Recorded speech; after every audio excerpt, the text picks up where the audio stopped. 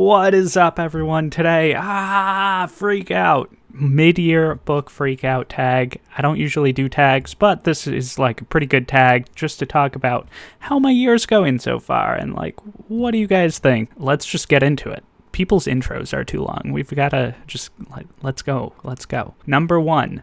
Best book you've read so far in 2021. So I'm going to say The Black Coast by Mike Brooks, which is, I think, the second best book I've read, and you'll see why I'm talking about this book now when I talk about the next question. So, we've got The Black Coast, we've got a great, rich world, we've got a lot of political intrigue, very epic fantasy. There are dragons, as you might imagine, from this kind of shaded-in dragon on the cover there, and there's pirates, as you might imagine, from the ship. And basically what is happening in this book is we've got this, like, little castle on the coast right here, and it's like run down and people can't take care of like the walls and stuff. And then there are these pirates over here. Every spring they pillage the coast, different cities on the coast, and then this city is ripe for pillaging. And then out of nowhere, 17 ships show up, and the people of the city are like, wow, that's so many ships. We've never seen this many ships. Usually it's just 2 or 3. But, oh my gosh, 17? We're just going to get wrecked. And then the pirates show up and are like, oh, actually, we're refugees. We just want to settle here. We aren't, like, dangerous or anything.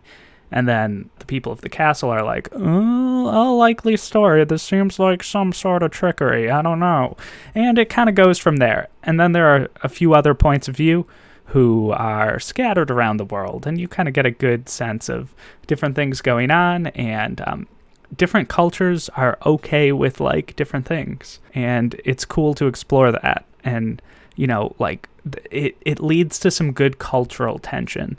Like, some cultures have very different thoughts on gender and gender expression than other cultures. Other cultures have high levels of tolerance of LGBTQ people, and some cultures are like patriarchies, and it's just interesting to watch them merge, and it causes, you know, cultural confusion, and like, you know, there's different like sets of values that a lot of people put forward, but man, the last 100 pages of this, phenomenal. Everything comes together so well, and like the conflicts that were brewing in the middle of the book, it's interesting because the stakes keep getting raised every part of the book, and like every chapter there's something new and something interesting, and even though it's pretty long, it's like over 500 pages, it feels fast. Also, the dragons are so cool, guys.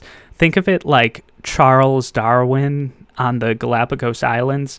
That's how, like, the dragons have evolved. So some, like, don't have wings, some walk on 4 legs, some walk on 2 legs, and Kate always jokes that, Greg, these are just dinosaurs, and I'm like, no, but they're dragons, because some have wings, and, like, dinosaurs, like, didn't technically have wings, and, like, there were, like, pterodactyls, but they weren't dinosaurs, and, like, yeah.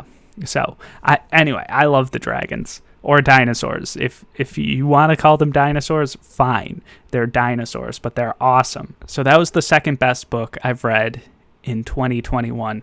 The first best, boom, The Hod King by Josiah Bancroft, book 3 in the Books of Babel series. I made a review of this book, and man, it was great. I just love it so much, and oh man, so exciting. I don't even know how to talk about the third book in a series, but yeah, this book felt faster paced than like the first book did for me. It's the longest book, but you know, we got a lot more points of view and different characters' opinions and world views. And yeah, I can't really talk about this without spoilers, but book 1 I liked quite a bit as a friend, but then now I'm just totally in love with the series. And we're going to skip around to most anticipated release for the second half of the year. The Splinter King, book 2 of The Black Coast, is coming out later, and book 4 of the Books of Babel, The Fall of Babel, which is the name of book 4, that's coming out this year. So obviously for question 4, most anticipated releases are these two. Also, whenever Sanderson's coming out with a book, I'm excited for it. So book 3 in the Skyward series,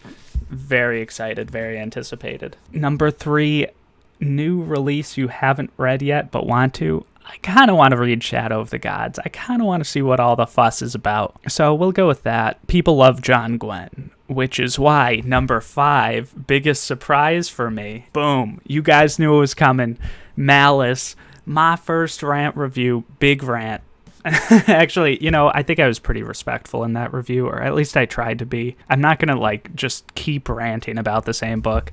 Because what good is that? If you want to see me rant about Malice, just watch that review. But yeah, I was really expecting to like this book a lot, and it did not land for me, unfortunately. And I will not be continuing the series. Sorry, John Gwen. He doesn't care, obviously.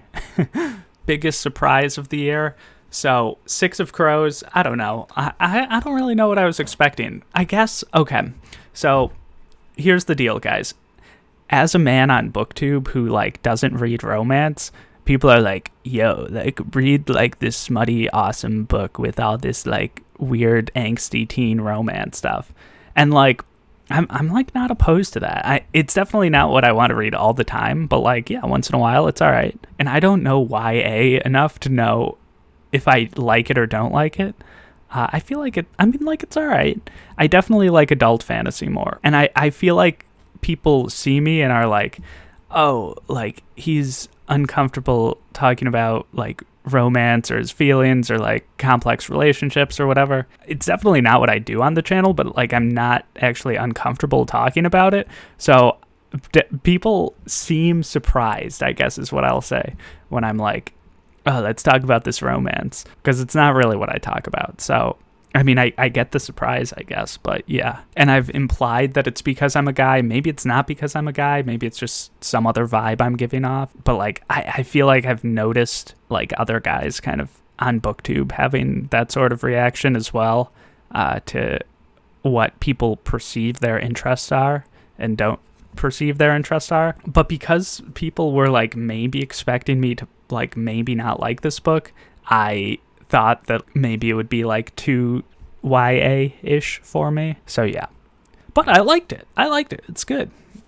Not the best book I've read, certainly, this year, but I enjoyed it. Also, Malcolm X's autobiography was a bit surprising, because I just didn't know what to expect. I heard, obviously this is an old book, I just hadn't read it, and I thought it would be cool and stuff, but this book really covers his whole life, obviously, since it's an autobiography. But yeah, there's a lot of curveballs in here, I guess. Favorite new author? Definitely Mike Brooks. Definitely. We don't have to spend too much time talking about this book again, but I loved his writing style, and I love the themes he talks about. So basically anything in the future he writes, I will have interest in reading. Newest fictional crush? Sana, who is the pirate leader in here.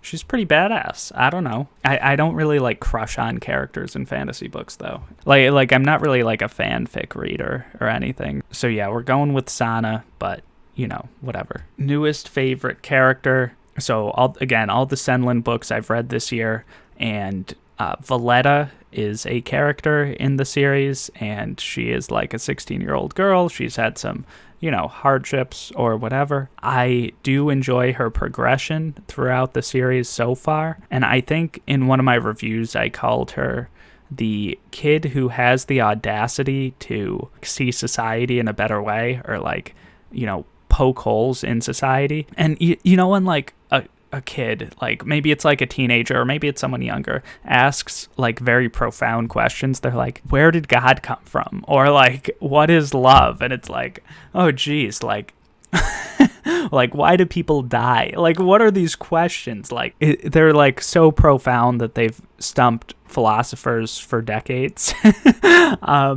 And Valletta's questions are kind of like that, but they're more specific to the world. And I don't want to say anything super specific to the world, obviously, but there's definitely corruptions and stuff at the Tower of Babel, and definitely issues in this kind of Victorian setting. I love Valletta because she has that sort of audacity to bring that to the attention of very important people at maybe taboo, inappropriate times or whatever.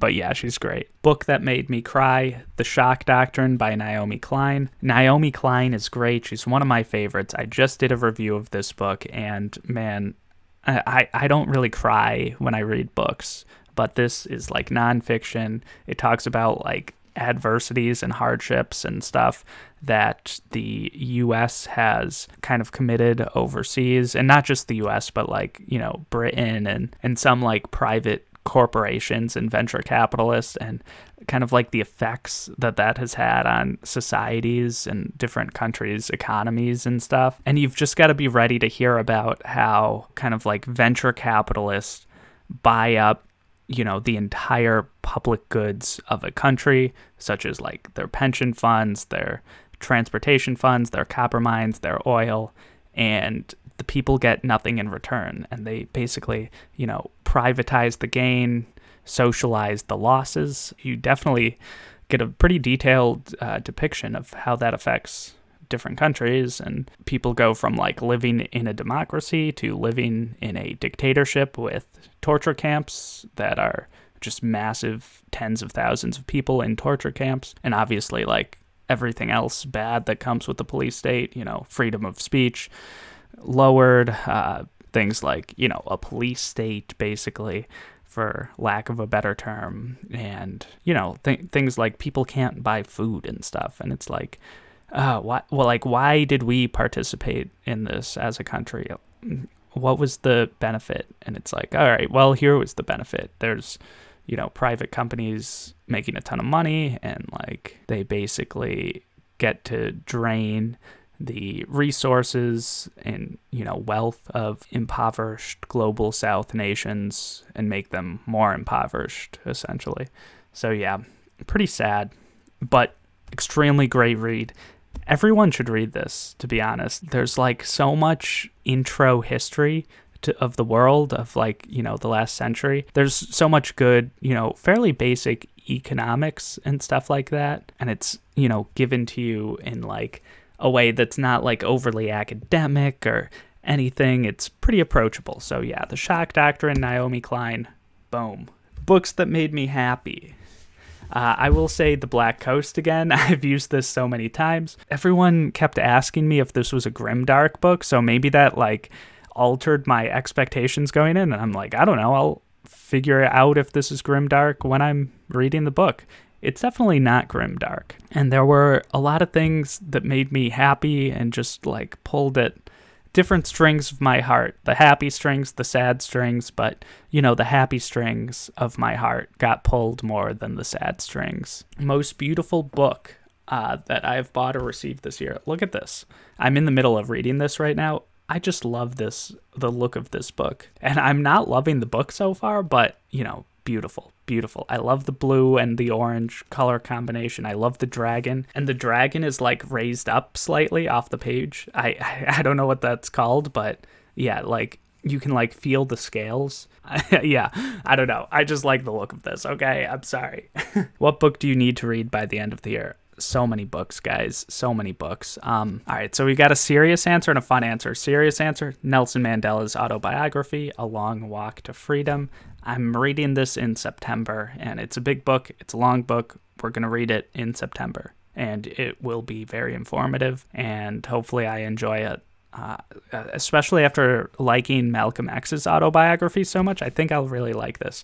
Now, the joke answer is, guys, at 750 subscribers, I'm reading From Blood and Ash, and this is kind of what I was talking about earlier. People are like, it'll be very funny to like get Greg's opinions on like this kind of like romance fantasy, like half romance, half fantasy book, and it'll be funny if he's like kind of uncomfortable with it. So in one way, it's cool for my channel to grow, and if I get 750 subscribers, that's like a good thing. I don't know what else to say. That would make me happy, I guess. And yeah, reading this would I mean, it'll be fun giving my opinions and stuff. And also at 1,000 subscribers, I'm reading Twilight, so that's like also a book that's like my ramblings.